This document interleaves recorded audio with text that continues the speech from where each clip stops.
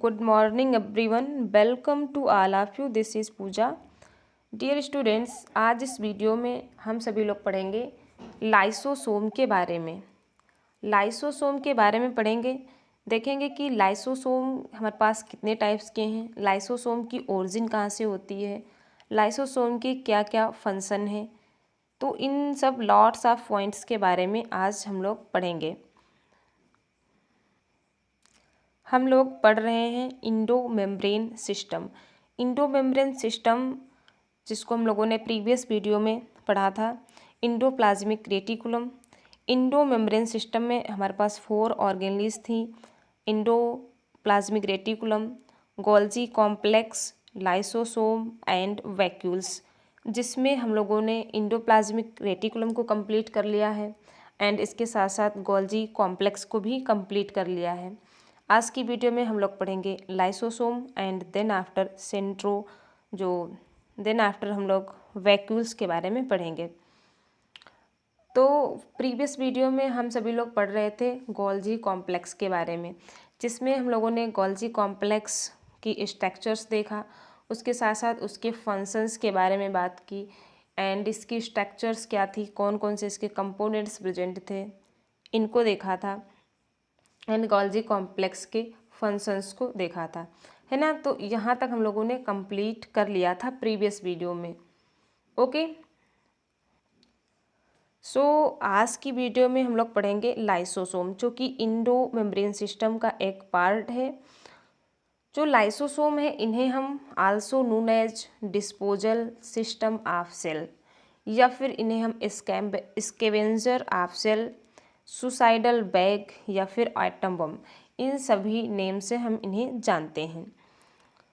Scavenger cell क्यों कहते हैं, डिस्पोजल ऑफ सिस्टम सेल क्यों कहते हैं, या फिर इन्हें सुसाइडल बैग क्यों कहते हैं, इन सभी पॉइंट्स के बारे में डिस्कस करेंगे जब इसके फंक्शन के बारे में डिस्कस करेंगे। ठीक है, क्यों कहते हैं इसका रीज़न वहीं पर क्लियर कर लेंगे। अगर लाइसोसोम की डिस्कवरी की बात करें तो एक साइंटिस्ट थे डी डुबे, उन्होंने लाइसोसोम की डिस्कवरी किया था। लाइसोसोम एक्चुअल में क्या है, लाइसोसोम आर स्फेयर शेप्ड सैक्स, क्या है ये, सर्कुलर या फिर स्फेयर शेप्ड सैक्स लाइक स्ट्रक्चर्स हैं, जिनके अंदर बहुत सारे हाइड्रोलिटिक इंजाइम भरे हुए हैं। क्या हैं, बहुत सारे हाइड्रोलिटिक इंजाइम्स भरे हुए, और इन इंजाइम्स के पास बहुत सारे टाइप्स के बायोमोलिक्यूल्स को ब्रेक करने की एबिलिटी है। ठीक है, इनके पास बायोमोलिक्यूल्स को ब्रेक करने की या बायोमोलिक्यूल्स को डाइजेस्ट करने की कैपेबिलिटी है। बायोमोलिक्यूल्स जैसे कि लिपिड्स, प्रोटीन्स, कार्बोहाइड्रेट्स, ये सभी के सभी न्यूक्लिक एसिड जो हमारे बायोमोलिक्यूल्स हैं, इन्हें ये डाइजेस्ट कर सकता है, इनकी स्ट्रक्चर्स को डाइजेस्ट कर सकता है। एंड अगर अदर टर्म में देखें कि जो लाइसोसोम्स हैं ये मेम्ब्रेनस ऑर्गेनली है ना, सिंगल मेम्ब्रेन बाउंड ऑर्गेनलीज है, whose specific function it's break down cellular wastes and debris by engulfing it with hydrolytic enzyme. Cellular wastes या फिर debris, that means जो हमारी सेल है, ठीक है, जो हमारी सेल है उसमें बहुत सी ऑर्गेनलीज या जो हमारी टिश्यू है उसमें बहुत सारी सेल्स ओल्ड हुआ करती हैं ना, ओल्ड हुआ करती हैं या डैमेज हो जाती हैं। तो वहाँ पर जो ऐसी डैमेज या ओल्ड सेल हैं, या फिर कोई फॉरेन पार्टिकल इंटर कर गया सेल में, ठीक है, तो उन्हें ये फाइगोसाइटोसिस करके, फाइगोसाइटोसिस में या तो इंडोसाइटोसिस होगा या फिर एक्जोसाइटोसिस, है ना। फाइगोसाइटोसिस की प्रोसेस के थ्रू उन पार्टिकल्स को अपने अंदर इंगल्फ कर लेते हैं, अपने अंदर ले लेते हैं, फिर इनके अंदर डाइजेस्टिंग हार्मोन्स प्रेजेंट हैं, डाइजेस्टिंग इंजाइम्स प्रेजेंट हैं, जिन्हें हम हाइड्रोलाइटिक इंजाइम कहते हैं, वो उन्हें डाइजेस्ट कर देते हैं। ठीक, अब इनके स्ट्रक्चर्स को देखते हैं। सपोज करिए आपके पास ये क्या है, सेल है, ठीक है, आपके पास ये एक सेल है, सेल में ये आपका न्यूक्लियस है, ठीक है, ये आपका न्यूक्लियस है। न्यूक्लियस से ये आपके इंडोप्लाज्मिक रेटिकुलम लगी हुई है। इंडोप्लाज्मिक रेटिकुलम के बाद क्या था हमारे पास, गोल्जी कॉम्प्लेक्स था, है ना, जहाँ पे इमेच्योर प्रोटीन का मॉडिफिकेशन हो रहा था, है ना, प्रोटीन मेच्योर हो रही थी। प्रोटीन मेच्योर होने के बाद बेसिकल के फॉर्म में पैक होकर ट्रांसपोर्ट हो रही थी अलग अलग ऑर्गेनली में। यही बात तो की थी हमने प्रीवियस वीडियो में। बट गोल्जी कॉम्प्लेक्स से ही कुछ ऐसी स्फेरिकल या कह सकते हैं कि आप सर्कुलर वैक्यूल्स का फॉर्मेशन होता है ना, वैक्यूल्स का फॉर्मेशन होता है जिनमें प्रोटीन या लिपिड या कार्बोहाइड्रेट ना होकर इनमें स्पेसिफिक टाइप के इंजाइम भरे होते थे, है ना, इंजाइम भरे होते थे। तो हम उसी को क्या कह रहे थे, उसी को हम लोग प्राइमरी लाइसोसोम कह रहे थे। क्या कह रहे थे, उसी को हम लोग प्राइमरी लाइसोसोम कह रहे थे, है ना। तो यहाँ पर आपको ये एक्सटेंड करके एक लाइसोसोम की स्ट्रक्चर्स दिखाई गई है, ठीक है, जो कि क्या है, सिंगल मेम्ब्रेन बाउंड ऑर्गेनली है और इसके अंदर बहुत सारे हाइड्रोलिटिक एंजाइम्स प्रेजेंट हैं, से एंजाइम कॉम्प्लेक्सेस कहते हैं। ठीक, क्लियर यहाँ तक।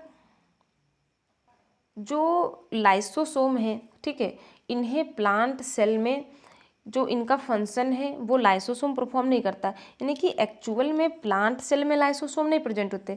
लाइसोसोम की जो प्रोसेस है, लाइसोसोम का जो फंक्शन है उससे वैक्यूल्स परफॉर्म करती हैं। प्लांट सेल में जो वैक्यूल्स प्रेजेंट होती हैं वो वैक्यूल्स लाइसोसोम के फंक्शन को अंडरटेक कर लेती हैं, यानी कि उसके फंक्शन को परफॉर्म करती हैं। क्लियर।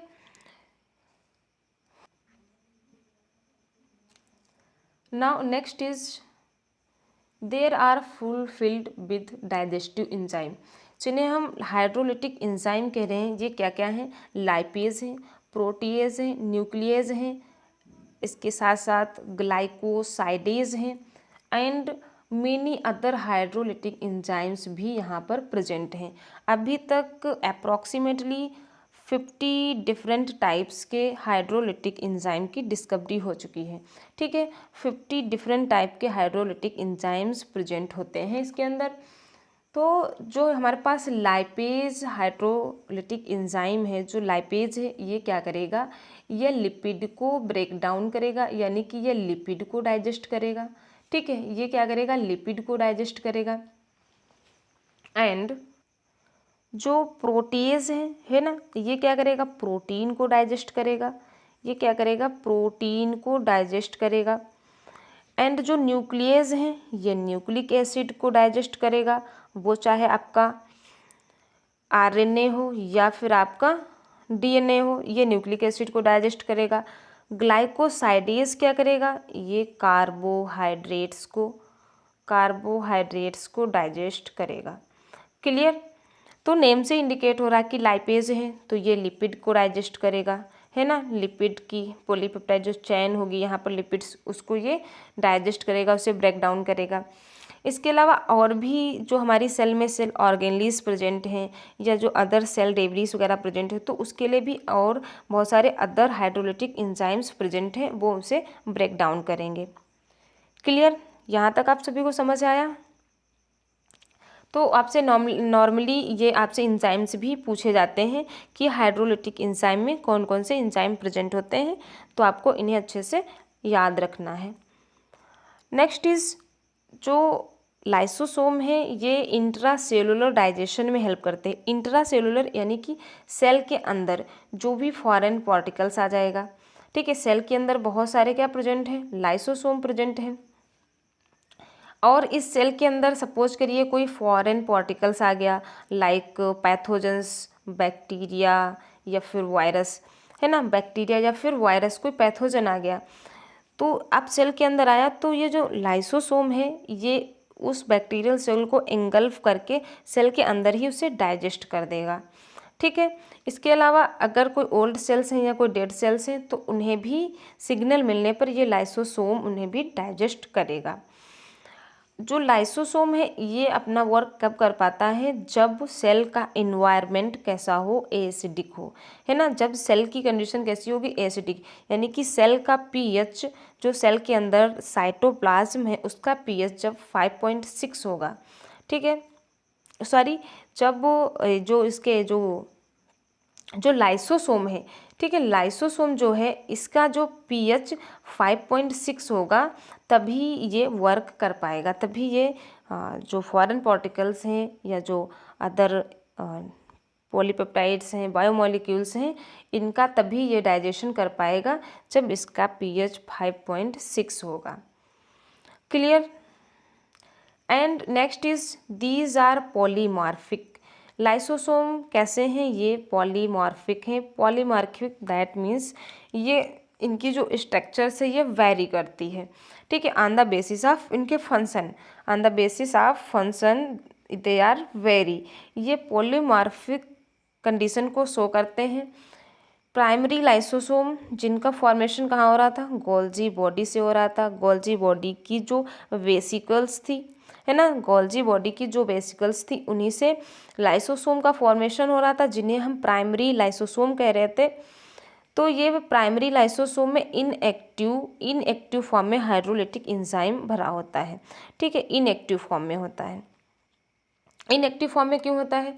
क्योंकि ये क्या है, ये इन्हें सुसाइडल बैग भी क्यों कहते हैं कि अगर ये ब्रस्ट कर जाएं तो पूरी की पूरी होल सेल को ये डाइजेस्ट कर जाएंगे, है ना। इनके पास जो हाइड्रोलिटिक एंजाइम है ये बहुत ही खतरनाक एंजाइम है, यानी कि जब भी लाइसोसोम ब्रस्ट होगा या लाइसोसोम किसी भी सेल को या ऑर्गेनली को या फॉरेन पार्टिकल को इंगल्फ कर लेगा तो कम्प्लीटली उसे डाइजेस्ट कर जाएगा, है ना, उसे फिनिश कर देगा। तो सबसे स्टार्टिंग में तो क्या होता है, ये इनएक्टिव फॉर्म में होता है ना। इनएक्टिव फॉर्म में नहीं होगा, मतलब हर वक्त ये एक्टिवेट रहेगा तो हमारी पूरी की पूरी सेल का ही लॉस हो जाएगा, ये पूरी सेल को ही डिस्ट्रॉय कर देगा। तो जो प्राइमरी लाइसोसोम है इनके पास जो हाइड्रोलिटिक एंजाइम है ये कैसा होता है? इनएक्टिव फॉर्म में। क्लियर। उसके बाद जो प्राइमरी लाइसोसोम है जब ये किसी भी होस्ट या पैथोजन के कांटेक्ट में आते हैं, ठीक है, जब भी ये किसी होस्ट या पैथोजन के कांटेक्ट में आते हैं तो उसके साथ ये फ्यूज कर जाते हैं, है ना। फैगोसोम के कांटेक्ट में आने पर क्या कर जाते हैं, ये प्राइमरी लाइसोसोम उसके साथ फ्यूज कर जाते हैं और फ्यूज करने के बाद यही प्राइमरी लाइसोसोम सेकेंडरी लाइसोसोम का फॉर्मेशन कर लेते हैं। क्लियर। अब जो सेकेंडरी लाइसोसोम है इससे हम डाइजेस्टिव लाइसोसोम कहते हैं और इनके अंदर जो अब एंजाइम प्रेजेंट है वो कैसा है? एक्टिव कंडीशन में है, यानी कि वो एंजाइम अब एक्टिवेट हो चुके हैं। एक्चुअल में जो हमारे पास सेकेंडरी लाइसोसोम है यही डाइजेस्ट करता है ना, यही एक्चुअल में उस फॉरेन पार्टिकल्स को डाइजेस्ट करता है सेकेंडरी लाइसोसोम। सेकेंडरी लाइसोसोम ने उस फॉरेन पार्टिकल को डाइजेस्ट कर लिया, है ना, यानी कि उसको छोटे छोटे मॉलिक्यूल्स में या फिर उसे छोटे छोटे उसके पार्ट्स में उसे ब्रेक कर दिया। ब्रेक करने के बाद जो रेसिडुअल पार्ट बचा रहेगा लाइसोसोम का, है ना, सेकेंडरी लाइसोसोम का कुछ रेसिडुअल पार्ट बचा रहेगा, उसी को हम क्या कहेंगे? टर्सरी लाइसोसोम कहेंगे, या फिर इसी को रेसिडुअल बॉडी या टीलो लाइसोसोम कहेंगे, ठीक है, या टीलो लाइसोसोम कहेंगे। formed by after completion of digestive of cell debris of the secondary lysosome। secondary lysosome के completely digestion कर लेने के बाद जो भी वहाँ पर डेब्रिस बचेगा वही क्या करेगा? टर्सरी लाइसोसोम का फॉर्मेशन करेगा या उसी को हम रेसिडुअल बॉडी कहेंगे। क्लियर। एंड उसके बाद एक और टाइप का हमारे पास लाइसोसोम प्रेजेंट है, that is autophagy lysosome. Autophagy lysosome क्या करता है बच्चों? Autophagy lysosome also help in digestion of surplus cell organelle during starvation. कभी कभी क्या होता है कि स्टारवेशन कंडीशन या जब हम कभी फास्ट रहते हैं तो जो लाइसोसोम्स हैं ये क्या करने लगते हैं? सेल ऑर्गेनली को ही इंगल्फ करने लगते हैं, है ना, अपनी खुद की सेल ऑर्गेनलीज को इंगल्फ करने लगते हैं। तो इसी को हम क्या कहते हैं? Autophagy lysosome. ठीक है, ऐसे जो लाइसोसोम है ये अपनी ऑर्गेनली को इंगल्फ करने लगते हैं, उन्हें डाइजेस्ट करने लगते हैं, तो ऐसे लाइसोसोम को ऑटोफेगी लाइसोसोम कहते हैं। तो ये तो हो गई इनके लाइसोसोम की पॉलीमार्फिक के बेसिस पर इनके टाइप्स। आपको याद रखना है primary lysosome, secondary lysosome, tertiary lysosome and autophagy lysosome. Clear? I hope यहाँ तक आपको समझ में आया होगा। Now function of lysosome. जो लाइसोसोम के फंक्शन क्या है कि हेट्रोफेगी। सबसे फर्स्ट फंक्शन क्या है? Heterophagy, digestion food from outside like bacteria और वायरस। जब भी हम खाना खा रहे होते हैं, है ना, जब हम फूड को इंगल्फ करते हैं, जब फूड का डाइजेशन हो रहा होता है तो वहाँ पर भी क्या होता है, बहुत सारे बैक्टीरिया या वायरस आ जाते हैं। तो उन्हें भी किल करने का काम कौन करता है? ये लाइसोसोम। तो इसे हम क्या कहते हैं? हेट्रोफेगी कहते हैं। एंड ऑटोफेगी में क्या होता है कि digestion of own cell organelle, है ना। जो ऑटोफेजिक लाइसोसोम है वही क्या करते हैं? ऑटोफेगी शो करते हैं।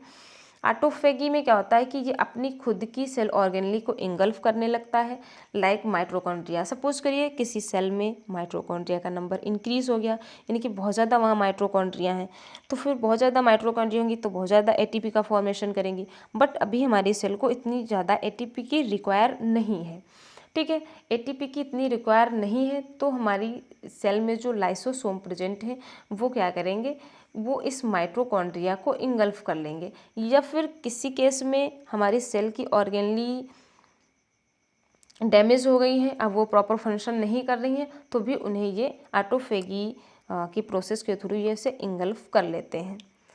ऑटोलाइसिस क्या है? Proteases release their own conduct help in bursting of cell during damage in cell, ठीक है, ये यहाँ पर नहीं है प्रोटीजेस, ये दिस इज रॉन्ग।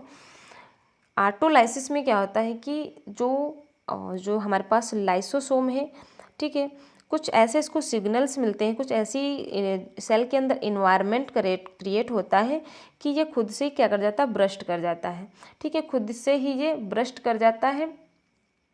सेल, अगर कोई सेल डैमेज है, यू कैन से, जब भी सपोज करिए किसी सेल में कैंसर हो रहा है, ठीक है, कोई भी हमारे पास कैंसरस सेल है, जब कोई भी कैंसरस सेल्स है उसमें अभी स्टार्ट हुआ कैंसर, या उसे पता चल गया, उसे सिग्नल मिला कि ये सेल अब डैमेज हो चुकी है, वर्क नहीं कर सकती, तो लाइसोसोम क्या करता है? वो ब्रस्ट हो जाता है, अपने केमिकल्स को अपनी सेल की ऑर्गेनलीज पर, सेल पर उसे ब्रस्ट कर देता है, जिससे वो जो डैमेज सेल्स है वो क्या हो जाती है? डिस्ट्रॉय हो जाती है, और इसके बाद नई सेल का फॉर्मेशन हो जाता है। Clear? Now next function is, इसके बाद क्या होता है कि जो लाइसोसोम है, ठीक है, इनके पास कुछ मार्कर एंजाइम प्रेजेंट होते हैं, है ना, जैसे कि एसिड फास्फाटेस। मार्कर एंजाइम प्रेजेंट होंगे तभी तो जो है इनको सिग्नल्स मिलेंगे, है ना, तभी इनको सिग्नल्स मिलेंगे, और जब सिग्नल्स मिलेंगे तभी ये लाइसोसोम वर्क कर पाएंगे। तो इनके पास जो मार्कर एंजाइम प्रेजेंट है वो क्या है? एसिड फास्फाटेज है। आपको इस मार्कर का नेम याद रखना है। इसके बाद जो लाइसोसोम है उससे हम स्टैन कर सकते हैं विद द हेल्प ऑफ ग्रोमी स्टैन, है ना, गोमोरी स्टैन से हम इसे स्टैन कर सकते हैं। गोमोरी स्टैन में क्या होता है कि यह रिएक्ट करता है फास्फोटेज के साथ, ठीक है, ये क्या करता है? रिएक्ट करता है फास्फोटेज के साथ, जो कि जो फास्फाटेज एसिड है ये एक लाइसोसोम का मार्कर एंजाइम है, जिससे हमें पता चलता है कि जो भी हमने स्टैनिंग की है वो हाँ एक्चुअल में वो सेल ऑर्गेनली लाइसोसोम है। क्लियर? जहाँ तक कोई डाउट? इसके बाद हम देखेंगे कि वैक्यूल्स, जो वैक्यूल्स हैं ये भी हमारे पास अलग अलग सेल में प्रेजेंट है।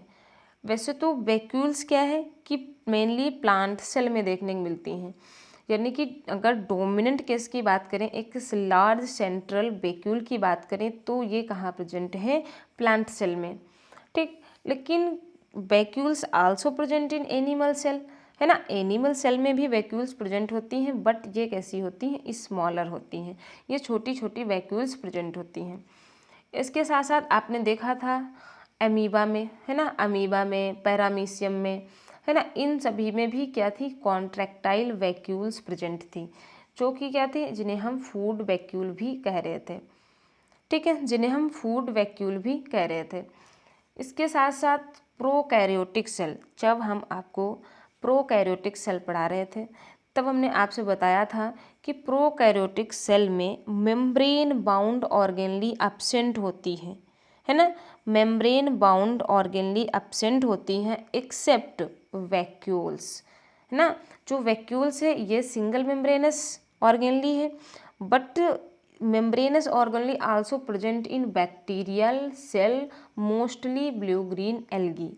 तो बैक्टीरिया क्या है, प्रोकैरियोटिक सेल है, यूनिसेलुलर है।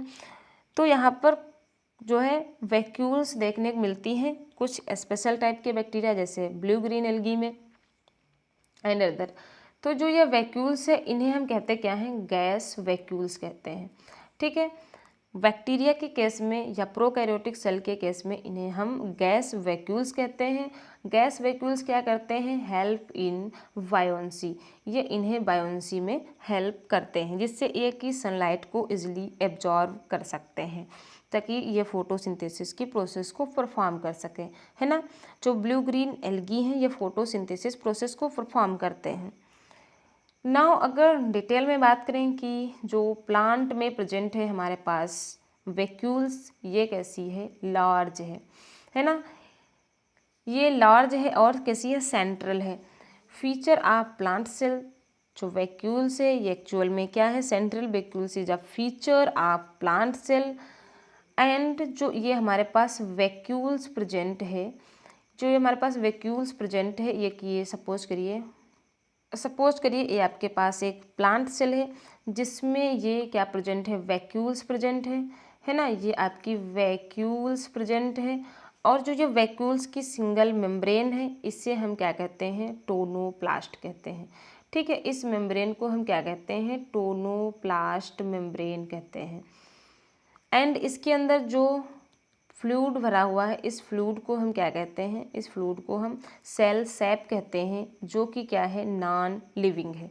ठीक है, इस वैक्यूल के अंदर जो फ्लूइड है ये कैसा है, नॉन लिविंग है, इसे हम सेल सैप कहते हैं। ओके, या फिर इसी फ्लूइड को हम साइटोप्लाज्म भी कहते हैं। इसके साथ साथ जो वैक्यूल है ये प्लांट सेल के लगभग 90% भाग को ऑक्यूपाई किए रहती है ना। सेल के टोटल वॉल्यूम का 90% पार्ट अकेले वैक्यूल्स ऑक्यूपाई करके रखता है। एंड जो न्यूक्लियस है ये कैसा है, पेरीफेरी पे प्रेजेंट होता है। ठीक है, सेल के पेरीफेरी पर न्यूक्लियस प्रेजेंट होता है in the case of plant cell में। इसके बाद अगर वैक्यूल्स के फंक्शन की बात करें कि वैक्यूल्स का फंक्शन क्या है, तो इसका फंक्शन है कि ये ट्रांसपोर्ट में हेल्प करता है। Tonoplast facilitate transport of ion against the concentration gradient into cell sap. Cell sap के कंसंट्रेशन के अगेंस्ट ये आयन को ट्रांसपोर्ट करने में हेल्प करता है। क्लियर। तो ये था आपका सेंट्रल वैक्यूल की सारी बातें। इसके साथ excretory waste material of cell, जो सेल सैप है ना एक्चुअल में ये क्या है, excretory waste material of cell है। ठीक है, सेल का जो एक्सक्रीटरी मटेरियल होता है एक्चुअली में। क्लियर। तो आपसे वैक्यूल से इतने क्वेश्चन बनते हैं जो कि आपसे पूछे जा सकते हैं। जो मोस्ट ऑफ इम्पॉर्टेंट है बस ये आपको रखना है कि जो सेंट्रल वैक्यूल्स है वो प्लांट सेल में प्रेजेंट है। प्लांट सेल का 90% पार्ट ये ऑक्यूपाई करके रखती है। इसके बाद इसमें आयन का जो आयन ट्रांसपोर्ट जो है, आयन का ट्रांसपोर्ट इसके सेल सैप के कंसंट्रेशन के अगेंस्ट होता है। ठीक है, मेम्ब्रेन को टोनोप्लास्ट कहते हैं। बस ये पॉइंट्स आपको अच्छे से याद रखना है। तो आई होप यहाँ तक सारी चीज़ें आपको अच्छे से समझ में आई होंगी। आई होप आपने हमारे साथ साथ नोट्स बनाया होगा, है ना। हमारी सभी स्टूडेंट्स से हमारी हम्बल रिक्वेस्ट है कि आप पढ़ने के साथ साथ एक अच्छा सा नोट्स बनाते चलें, जिससे कि आपको रिवीजन करने में कोई प्रॉब्लम ना हो, है ना। क्योंकि यहाँ पर हम आपके लिए सारी चीज़ें टू द पॉइंट राइट करके लाते हैं, है ना, जिससे कि आप टू द पॉइंट चीज़ों को अच्छे से राइट डाउन कर सकें। So thanks for watching. अगर आपको वीडियो अच्छा लगा है, यहाँ से आपको कुछ सीखने को मिला है, तो डेफिनेटली आप चैनल को सब्सक्राइब कर सकते हैं, शेयर एंड लाइक कर सकते हैं। ओके, तो आप अच्छे से स्टडी करिए, है ना। फिर मिलते हैं अगली वीडियो में। और नेक्स्ट वीडियो में हम लोग पढ़ने वाले हैं सेमी ऑटोनोमस ऑर्गेनलीज के बारे में, है ना। अगली वीडियो में हम देखेंगे कि सेमी ऑटोनोमस ऑर्गेनलीज कौन कौन सी हैं, उनके स्ट्रक्चर्स क्या हैं, उनके फंक्शन क्या हैं, क्यों कहते हैं हम इन्हें सेमी ऑटोनोमस। इन सारे पॉइंट्स के बारे में बात करेंगे नेक्स्ट वीडियो में। तो आप कंटिन्यू बने रहिए और अपनी स्टडी को कंटिन्यू रखिए। Thanks for watching.